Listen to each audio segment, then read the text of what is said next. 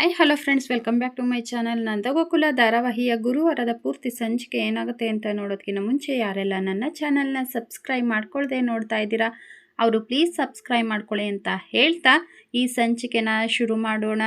ಸಂಚಿಕೆಯ ಶುರುವಲ್ಲಿ ಮಾಧವ ಅವರು, ಅಲ್ಲ ಕೇಶವ ಇದೇನಿದು, ಅಲ್ಲ ಅಪ್ಪ ಅಂತ ಹೇಳ್ತಾ ಇದ್ಲು, ಅಳ್ತಾ ಇದ್ಲು, ಅಲ್ಲ ಏನು ಅಂತ ನಿನಗೇನಾದರೂ ಗೊತ್ತಾಯ್ತೇನೋ ಅಂತ ಹೇಳ್ಬಿಟ್ಟು ಮಾಧವ ಅವ್ರು ಕೇಳ್ತಾರೆ. ಆಗ ಕೇಶವ ಅವರು ಯೋಚನೆ ಮಾಡಿ, ಅಣ್ಣ ನೀನೇನು ಟೆನ್ಷನ್ ತೊಗೊಳ್ಬೇಡ, ಮದುವೆ ಹತ್ರಕ್ಕೆ ಬಂದಂಗೆ ಹೆಣ್ಮಕ್ಳು ತುಂಬ ಪೊಸೆಸಿವ್ ಆಗ್ತಾರೆ. ಈಗ ಅವ್ರ ಅಪ್ಪ ಅಮ್ಮ ಎಲ್ಲರೂ ಬಿಟ್ಟು ನಮ್ಮ ಮನೆಗೆ ಬರಬೇಕಲ್ವಾ, ಅದಕ್ಕೆ ನೀನು ಇಲ್ಲಿಗೆ ಬಂದಮೇಲೆ ಹೇಗೆ ನೋಡ್ಕೊಳ್ತೀಯ ಅಂತ ಅದಕ್ಕೆ ಭಯ ಆಗಿದೆ ಅಂತ ಅನಿಸುತ್ತೆ. ಅದಕ್ಕೆ ಅವರು ಟೆಸ್ಟ್ ಮಾಡೋದಕ್ಕೆ ಅಂತ ಈ ರೀತಿ ಮಾಡಿದ್ದಾರೆ. ಆ ಟೆಸ್ಟಲ್ಲಿ ನೀನು ಡಿಸ್ಟಿಂಕ್ಷನ್ ಬಂದುಬಿಟ್ಟಿದ್ಯಾ, ನೀನೇನು ಚಿಂತೆ ಮಾಡಬೇಡ ಅಂತ ಹೇಳ್ಬಿಟ್ಟು ಕೇಶವ ಹೇಳಿದಾಗ, ಅಲ್ಲ ಕಣೋ ಈ ವಿಷಯ ಎಲ್ಲ ನಿನಗೆ ಹೇಗೋ ಗೊತ್ತು ಅಂತ ಹೇಳ್ಬಿಟ್ಟು ಮಾಧವ ಕೇಳ್ತಾರೆ. ಆಗ ಕೇಶವ ಅವರು, ಅಣ್ಣ ವಯಸ್ಸಲ್ಲಿ ನೀನು ದೊಡ್ಡವನಿರ್ಬೋದು, ಆದರೆ ಇಂಥ ವಿಷಯದಲ್ಲಿ ನಾನೇ ನಿನಗಿಂತ ದೊಡ್ಡವನು, ಅದಲ್ಲದೆ ನನಗೆ ಈಗಾಗಲೇ ಅದ್ರ ಎಕ್ಸ್ಪೀರಿಯನ್ಸ್ ಆಗಿದೆ ಅಂತ ಹೇಳ್ಬಿಟ್ಟು ಕೇಶವ ಹೇಳಿದಾಗ, ಹಾಗಾದರೆ ಏನೂ ತೊಂದರೆ ಆಗಿಲ್ಲ ಅಂತ ಹೇಳ್ತೀಯಾ ಅಂತ ಹೇಳ್ಬಿಟ್ಟು ಮಾಧವ ಕೇಳ್ತಾರೆ. ಅಣ್ಣ ನೀನೇನು ವರಿ ಮಾಡ್ಕೊಳ್ಬೇಡ, ಏನು ಇದು ಪ್ರಾಬ್ಲಮ್ ಆಗಿಲ್ಲ. ಹಾಗೆ ನಿನ್ನ ಹತ್ರ ಸೀರಿಯಸ್ ಆಗಿ ಮಾತಾಡೋಣ ಅಂತ ಅಂದ್ಕೊಂಡಿದ್ದೆ, ಆದರೆ ಟೈಮೇ ಕುಡಿ ಬಂದಿರಲಿಲ್ಲ. ಈಗ ಹೇಳ್ತೀನಿ ಕೇಳು. ನಿನ್ನ ಸಂಸಾರ ಚೆನ್ನಾಗಿರಬೇಕು ಅಂತ ಹೇಳಿದರೆ ನಾನು ಹೇಳೋ ಟಿಪ್ಸ್ನ ಫಾಲೋ ಮಾಡ್ಕೊಂಡು ಹೋಗು, ನಿನ್ನ ಸಂಸಾರ ಹಾಯಾಗಿರುತ್ತೆ. ಹಾಗೆ ವೇದ ಸುಳ್ಳಾಗ್ಬೋದು, ಗಾದೆ ಸುಳ್ಳಾಗ್ಬೋದು, ಆದರೆ ಈ ಕೇಶವ ಕೊಡೋ ಸಲಹೆಗಳು ಮಾತ್ರ ಯಾವತ್ತೂ ಸುಳ್ಳಾಗೋದಿಲ್ಲ ಅಂತ ಹೇಳ್ಬಿಟ್ಟು ಕೇಶವ ಹೇಳಿದಾಗ, ಮಾಧವ ಅವರು, ನನಗೆ ತುಂಬ ಸುಸ್ತಾಗ್ತಾ ಇದೆ, ಅದೇನೋ ಅಂತ ಬೇಗ ಹೇಳೋ ಅಂತ ಹೇಳ್ಬಿಟ್ಟು ಕೇಳ್ತಾರೆ. ಅಣ್ಣ ಆಗಾಗ ಈ ಹುಡುಗಿರು ಅಂದರೆ ನಮ್ಮ ಹೆಂಡ್ತಿರು, ಯಾಕೆ ನೀವು ನಮಗೆ ಲವ್ ಯು ಹೇಳ್ತಿಲ್ಲ, ಮಿಸ್ ಯು ಹೇಳ್ತಿಲ್ಲ, ನಾನು ದಪ್ಪ ಆಗಿದ್ದೀನ, ಸಣ್ಣ ಆಗಿದ್ದೀನ, ನಾನು ಸತ್ತರೆ ಹೇಗಿರ್ತೀಯ, ನಾನು ಸತ್ತರೆ ನೀನು ಬೇರೆ ಮದುವೆ ಆಗ್ತೀಯಾ ಅಂತ ಹೇಳ್ಬಿಟ್ಟೆಲ್ಲ ವೆರೈಟಿ ಪ್ರಶ್ನೆಗಳನ್ನು ಕೇಳ್ತಾರೆ. ಆದರೆ ನಾವು ಟೆನ್ಷನ್ ಮಾಡ್ಕೊಳ್ಬಾರ್ದು, ನಾವು ಹೇಳ್ಬೇಕಾಗಿರೋದು ಒಂದೇ, ಐ ಲವ್ ಯು ಚಿನ್ನಿ, ನೀನಿಂದರೆ ನನ್ನ ಜೀವ, ನೀನು ಬಿಟ್ಟು ನಾನು ಇರೋದಕ್ಕಾಗಲ್ಲ ಅಂತ ಹೇಳಿದ್ರೆ ಅಷ್ಟೇ ಸಾಕು, ಪ್ರಾಬ್ಲಮ್ ಸಾಲ್ವ್.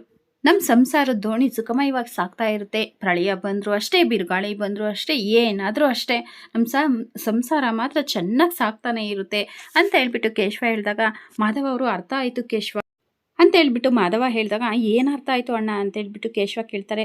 ಅದೇ ಕಣೋ, ಸುನಾಮಿ ಬಂದಾಗ ಐ ಲವ್ ಯು ಅಂತ ಹೇಳಬೇಕು ಅಂತ ಹೇಳ್ಬಿಟ್ಟು ಮಾಧವ ಹೇಳಿದಾಗ, ಓ ಅಣ್ಣ ನಿಜವಾಗ್ಲೂ ನಿನ್ನ ಹೆಂಡ್ತಿ ನಿನ್ನನ್ನು ಬಿಟ್ಟು ಹೋಗೋದಿಲ್ಲ, ಆದರೆ ಈಗ ನಿನ್ನ ತಮ್ಮ ನಿನ್ನನ್ನು ಬಿಟ್ಟು ಹೋಗ್ತಾ ಇದ್ದಾನೆ ಅಂತ ಹೇಳ್ಬಿಟ್ಟು ಹೇಳಿ ಅಲ್ಲಿಂದ ಹೊರಟೋಗ್ತಾರೆ.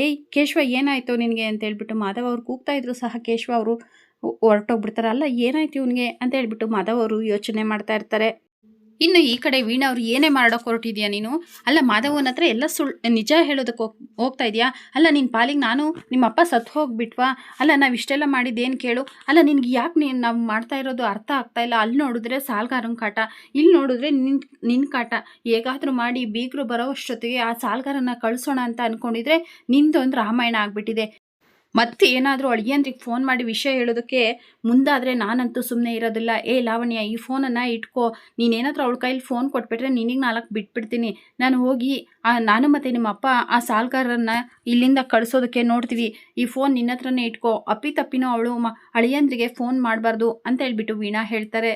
ಅಯ್ಯೋ ಇವ್ರು ಏನು ಮಾಡ್ಕೊಂಡ್ರು ಅಂತ ಹೇಳ್ಬಿಟ್ಟು ವೀಣಾ ಅವರು ಟೆನ್ಷನ್ ಮಾಡಿಕೊಂಡು ಆಚೆ ಹೋಗ್ತಾರೆ. ಆಗ ಲಾವಣ್ಯ ಅವ್ರು ಸಹ ಅವ್ರ ಜೊತೆನೇ ಹೋಗ್ತಾರೆ. ಈ ಕಡೆ ನಂದ ಅವರು, ಅಯ್ಯೋ ಚೌಟ್ರಿಗೆ ತುಂಬ ಲೇಟ್ ಆಗೋಯ್ತು, ಬೀಗರು ಏನಂತ ಅಂದ್ಕೊಳ್ತಾರೆ ಏನೋ, ಗಿರ್ಜಾ ಬನ್ನಿ ಟೈಮ್ ಆಗೋಯ್ತು, ವರಪೂಜೆಗೆ ಲೇಟ್ ಆಗುತ್ತೆ, ಬನ್ನಿ ಹೊರಡೋಣ ಅಂತ ಹೇಳ್ಬಿಟ್ಟು ಎಲ್ಲರೂ ಸಹ ಚೌಟ್ರಿಗೆ ಹೋಗೋದಕ್ಕೆ ಮುಂದಾಗ್ತಾರೆ.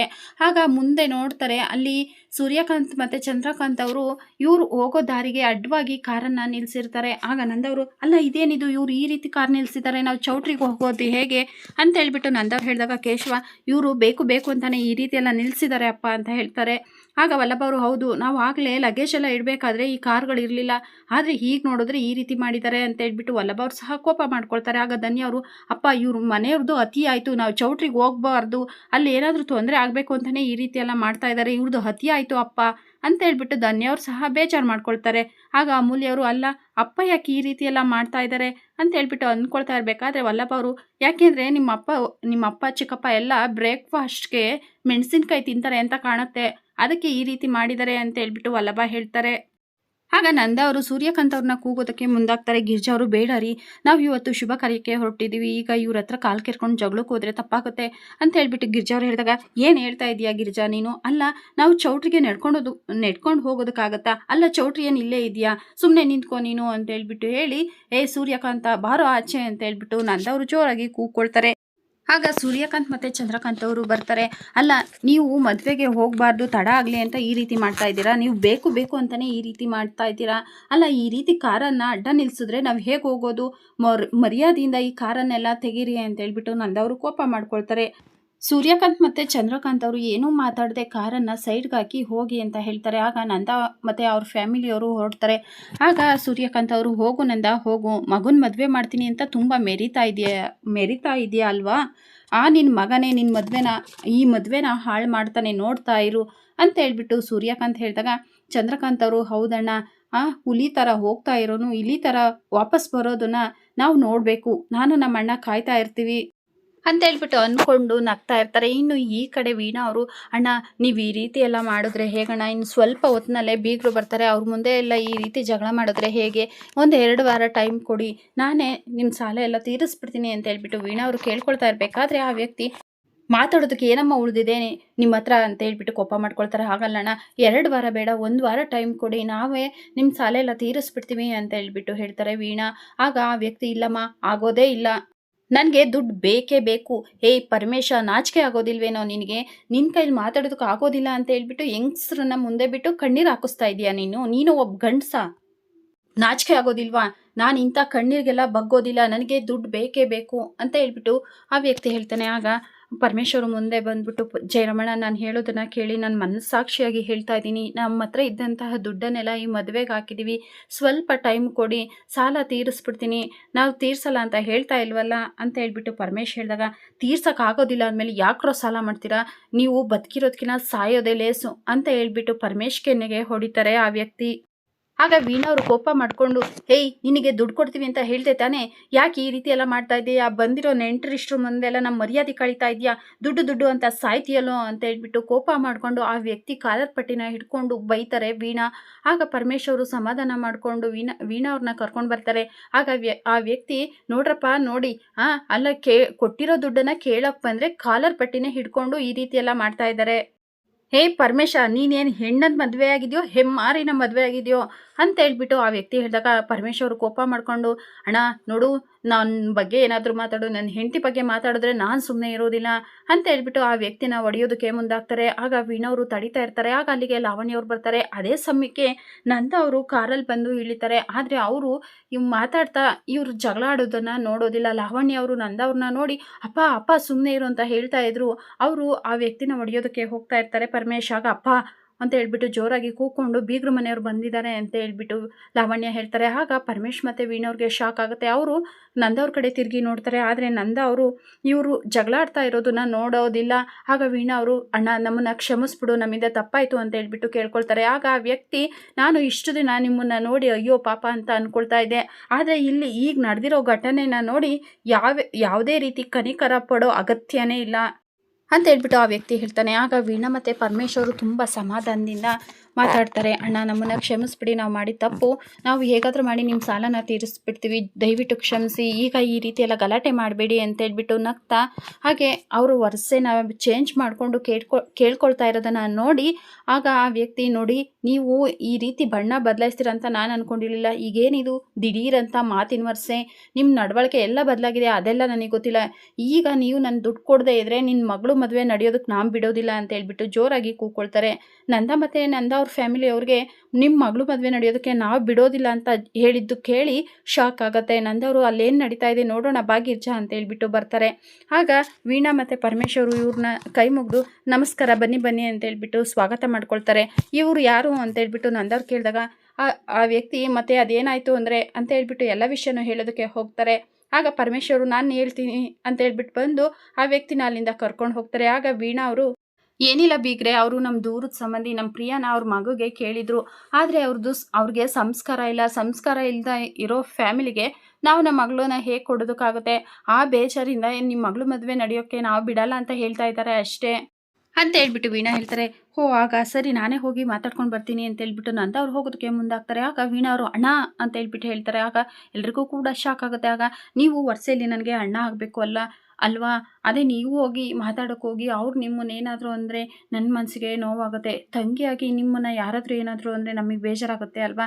ನೀವೇನು ಹೋಗಬೇಡಿ, ನನ್ನ ಗಂಡ ಎಲ್ಲ ನೋಡ್ಕೊಳ್ತಾರೆ ಅಂತ ಹೇಳ್ಬಿಟ್ಟು ವೀಣಾ ಹೇಳ್ತಾರೆ. ಆಗ ವೀಣಾ ಅವ್ರ ಮಾತನ್ನು ಕೇಳಿ ಮೀನಾ ಅವರು, ಅಮ್ಮೋ ಈ ವೀಣಾ ಆಂಟಿ ಹೇಳ್ತಾ ಇರೋದೆಲ್ಲ ಸುಳ್ಳು ಅಂತ ಅನ್ನಿಸ್ತಾ ಇದೆ ಕಣೆ ಅಂತ ಹೇಳ್ಬಿಟ್ಟು ಮೀನವ್ರು ಹೇಳಿದಾಗ, ಹೌದಕ್ಕ ನನಗೂ ಕೂಡ ಹಾಗೆ ಅನ್ನಿಸ್ತು. ಮಾವನ್ ನೋಡಿದ ತಕ್ಷಣವೇ ಪರಮೇಶ್ ಅಂಕಲ್ಲು ಯಾವ ರೀತಿ ಭಯಪಟ್ಟರು ಗೊತ್ತಾ ಅಂತ ಹೇಳ್ಬಿಟ್ಟು ಅಮ್ಮ ಹೇಳ್ತಾರೆ. ಹೌದು ಕಣೆ, ಅಲ್ಲ ಇವ್ರು ಹೇಳ್ತಾ ಇರೋದು ಯಾವ್ದು ನಿಜ ಯಾವ್ದು ಸುಳ್ಳು ಅಂತ ಒಂದು ಅರ್ಥ ಆಗ್ತಾ ಇಲ್ಲ.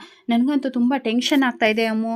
ಈ ಕಡೆ ಪರಮೇಶ್ ಅವರು, ಅಣ್ಣ ದಯವಿಟ್ಟು ಕೋಪ ಮಾಡ್ಕೊಳ್ಬೇಡಿ, ನಾನು ನಿಮ್ಮ ದುಡ್ಡನ್ನು ವಾಪಸ್ ಕೊಡ್ತೀನಿ, ಈ ರೀತಿ ಎಲ್ಲ ತೊಂದರೆ ಕೊಡಬೇಡಿ ಅಂತ ಹೇಳ್ಬಿಟ್ಟು ಬೇಡ್ಕೊಳ್ತಾ ಇರ್ತಾರೆ. ಅಲ್ಲಿ ಒಂದು 3-4 ಜನ ಇರ್ತಾರೆ. ಅವರನ್ನು ನೋಡಿ ಪರಮೇಶ್ ಅವರು, ಅಣ್ಣ ನೀವು ಕಾಫಿ ತಿಂಡಿ ಎಲ್ಲ ರೆಡಿ ಇದೆ, ಹೋಗಿ ನೋಡ್ಕೊ ಹೋಗಿ ಅಂತ ಹೇಳ್ಬಿಟ್ಟು ಕಳಿಸ್ತಾರೆ. ಅಲ್ಲ ನೀನು ಈ ಪಾಟಿ ಮರ್ಯಾದೆಗೆ ಹಂಚೋನು ಸಾಲ ಯಾಕೆ ಮಾಡಿದೆ, ಸಾಲ ತೀರ್ಸೋಕ್ಕಾಗದ್ಮೇಲೆ ಸಾಲ ಯಾಕೆ ಮಾಡಿದೆ ಅಂತ ಹೇಳ್ಬಿಟ್ಟು ಆ ವ್ಯಕ್ತಿ ಕೇಳ್ತಾನೆ. ಆಗ ಪರಮೇಶ್ ಅವರು, ಅಣ್ಣ ನಾನು ಏನಾದರೂ ಮಾಡಿ ನಿನ್ನ ಸಾಲನ ತೀರಿಸ್ತೀನಿ, ಆದರೆ ನನ್ನ ಮಗಳು ಮದುವೆಗೆ ತೊಂದರೆ ಕೊಡಬೇಡ ಅಂತ ಹೇಳ್ಬಿಟ್ಟು ಬೇಡ್ಕೊಳ್ತಾರೆ. ಆಗ ಆ ವ್ಯಕ್ತಿ, ಇಲ್ಲ ನೀನು ದುಡ್ಡು ಕೊಡೋ, ಅಸಲು ಬಡ್ಡಿ ಸಮೇತ ದುಡ್ಡನ್ನು ಕೊಡೋವರೆಗೂ ನಾನು ಈ ಜಾಗ ಬಿಟ್ಟು ಕದಲಲ್ಲ ಅಂತ ಹೇಳ್ಬಿಟ್ಟು ಹೇಳ್ತಾನೆ. ಆಗ ಪರಮೇಶ್ವರು, ಅಣ್ಣ ನನ್ನನ್ನು ಬೇಕಾದ್ರೆ ನಾನು ಸಾಲ ಮಾಡಿರೋದು, ನನ್ನನ್ನು ಹೊಡೀರಿ ಬಡೀರಿ ಸಾಯಿಸ್ರಿ ಏನು ಬೇಕಾದರೂ ಮಾಡಿರಿ, ಆದರೆ ನಾನು ನನ್ನ ಮಗಳು ಮದುವೆ ಮುಗಿದ ಮೇಲೆ ನಾನು ಸತ್ತು ಹೋಗೋದಕ್ಕೂ ಚಿಂತೆ ಮಾಡೋದಿಲ್ಲ, ನನ್ನ ಮಾತನ್ನು ನಂಬಿ ಅಣ್ಣ ಅಂತ ಹೇಳ್ಬಿಟ್ಟು ಅಳ್ತಾ ಇರ್ತಾರೆ. ಏನರೋ ಇದು, ಗಂಡ ಹೆಂಡತಿ ಇಬ್ಬರು ಮಾತಿಗೆ ಮುಂಚೆ ಅಳೋದಕ್ಕೆ ಶುರು ಮಾಡಿಬಿಡ್ತೀರಾ.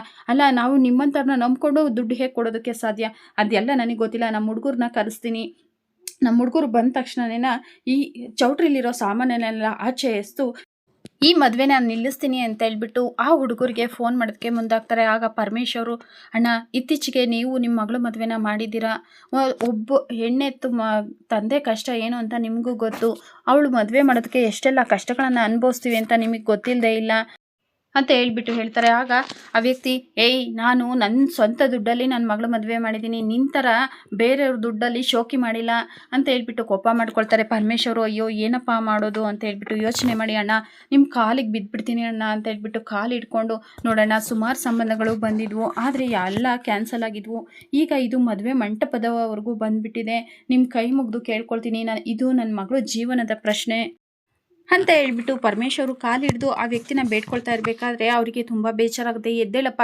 ಎದ್ದೇಳು, ಇದೊಂದು ಸರಿ ನಾನು ನಿನ್ನನ್ನು ಕ್ಷಮಿಸ್ಬಿಡ್ತೀನಿ, ನೀನು ಇನ್ನೊಂದು ವಾರ ಟೈಮ್ ಕೊಡ್ತೀನಿ, ಅಸಲು ಬಡ್ಡಿ ಸಮೇತ ನನ್ನ ದುಡ್ಡನ್ನು ವಾಪಸ್ ಕೊಡಬೇಕು, ಸರಿ ನಿನ್ನ ಕಣ್ಣೀರಲ್ಲಿ ಕಲ್ಮಶ ಇಲ್ಲ ಅಂತ ನಾನು ಅಂದ್ಕೊಳ್ತೀನಿ, ಸರಿ ಬರ್ತೀನಿ ಅಂತ ಹೇಳ್ಬಿಟ್ಟು ಆ ವ್ಯಕ್ತಿ ಹೋಗ್ತಾ ಇರ್ತಾರೆ. ಆಗ ಪರಮೇಶ್ವರು, ಅಣ್ಣ ಒಂದು ನಿಮಿಷ ಅಂತ ಹೇಳ್ಬಿಟ್ಟು ಅವರನ್ನು ತಪ್ಪಿಕೊಂಡು, ಈ ನಿಮ್ಮ ಋಣನ ನಾನು ಯಾವತ್ತೂ ತೀರ್ಸೋದಕ್ಕಾಗೋದಿಲ್ಲ, ತುಂಬ ಧನ್ಯವಾದ ಅಣ್ಣ ಅಂತ ಹೇಳ್ಬಿಟ್ಟು ಹೇಳ್ತಾರೆ. ಸರಿ ಅಂತ ಹೇಳ್ಬಿಟ್ಟು ಆ ವ್ಯಕ್ತಿ ಅಲ್ಲಿಂದ ಹೊರಟೋಗ್ತಾರೆ. ಈ ಕಡೆ ಸುಕನ್ಯಾ ಅವರು ಫೋನಲ್ಲಿ ಮಾತಾಡಿಕೊಂಡು ಬರ್ತಾ ಇರ್ತಾರೆ. ಆಗ ಸೂರ್ಯಕಾಂತ್ ಮತ್ತು ಚಂದ್ರಕಾಂತ್ ಅವರು ಕಾರಲ್ಲಿ ಬಂದು ಸುಕನ್ಯಾ ಅವ್ರ ಪಕ್ಕಕ್ಕೆ ಕಾರ್ ನಿಲ್ಲಿಸಿ ಚಕ್ ಅಂತ ಬ್ರೇಕ್ ಹಾಕ್ತಾರೆ. ಸುಕನ್ಯಾ ಅವ್ರಿಗೆ ಶಾಕ್ ಆಗುತ್ತೆ. ಅವರು ಅಮ್ಮ ಅಂತ ಹೇಳ್ಬಿಟ್ಟು ಕಿರಿಚ್ಕೊಳ್ತಾರೆ. ಆಗ ಚಂದ್ರಕಾಂತ್ ಅವರು, ನಿನಗೆ ಕಣ್ಣು ಕಾಣಿಸೋದಿಲ್ವಾ ಅಂತ ಹೇಳ್ಬಿಟ್ಟು ಬೈತಾ ಇರ್ತಾರೆ. ಸುಕನ್ಯಾ ಅವರು, ಸಾರಿ ಸರ್ ನೋಡಲಿಲ್ಲ, ಸಾರಿ ಅಂತ ಹೇಳ್ಬಿಟ್ಟು ಕೇಳ್ತಾ ಇರ್ತಾರೆ. ಆಗ ಸೂರ್ಯ ಅವರು, ಚಂದ್ರ ಒಂದು ನಿಮಿಷ ಚಂದ್ರು ಅಂತ ಹೇಳ್ಬಿಟ್ಟು ಹೇಳಿ, ಇವಳು ಯಾರು ಗೊತ್ತಾ, ಅದೇ ನಮ್ಮ ಮಾಧವನ ಹಳೇ ಪ್ರೇಯಸಿ ಅಂತ ಹೇಳ್ಬಿಟ್ಟು ಹೇಳ್ತಾರೆ. ಅಲ್ಲಣ್ಣ ನಾವೇ ಅವಳನ್ನು ಹುಡ್ಕೊಂಡು ಹೋಗ್ತಾ ಇದ್ರಿ, ಈಗ ನಮ್ಮನ್ನೇ ಅವಳು ಹುಡ್ಕೊಂಡು ಬಂದಿದ್ದಾಳಲ್ಲಣ್ಣ ಅಂತ ಹೇಳ್ಬಿಟ್ಟು ಚಂದ್ರ ಅವ್ರು ಹೇಳಿದಾಗ, ಸೂರ್ಯ ಅವರು, ಕಾಲದ ಚಕ್ರ ಅಂದರೆ ಇದೇ ಕಣೋ, ಅಲ್ಲ ನಾವು ಯಾವುದನ್ನು ಹುಡ್ಕೊಂಡು ಹೋಗ್ತಾ ಇದೀವೋ ಅದೇ ನಮ್ಮನ್ನು ಹುಡ್ಕೊಂಡು ಬಂದುಬಿಟ್ಟಿದೆ, ಆ ನಂದನ್ಗೆ ಪಾಠ ಕಲಿಸೋದಕ್ಕೆ ಕಾಲನೇ ಕಾಯ್ತಾ ಇದೆ, ಅವನ ದುರಾಂಕಾರನ ಮುರಿಯೋದಕ್ಕೆ ಆ ಕಾಲ ನಮಗೆ ಅವಕಾಶ ಕೊಟ್ಟಿದೆ ಅಂತ ಹೇಳ್ಬಿಟ್ಟು ಸೂರ್ಯ ಹೇಳ್ತಾರೆ. ಆಗ ಚಂದ್ರ ಅವರು, ಹೌದಣ್ಣ ಈಗಿಂದೀಗಲೇ ಈ ಹುಡುಗಿನ ನಮ್ಮ ಜಾಗಕ್ಕೆ ಕರ್ಕೊಂಡು ಹೋಗಿ ಚೆನ್ನಾಗಿ ಬ್ರೈನ್ ವಾಶ್ ಮಾಡಿಬಿಡ್ಬೇಕು ಅಂತ ಹೇಳ್ಬಿಟ್ಟು ಅಂದ್ಕೊಳ್ತಾರೆ. ಸುಕನ್ಯಾ ಅವ್ರು ಮಾತ್ರ ಸಾರಿ ಸಾರಿ ಅಂತ ಕೇಳ್ತಾನೆ ಇರ್ತಾರೆ.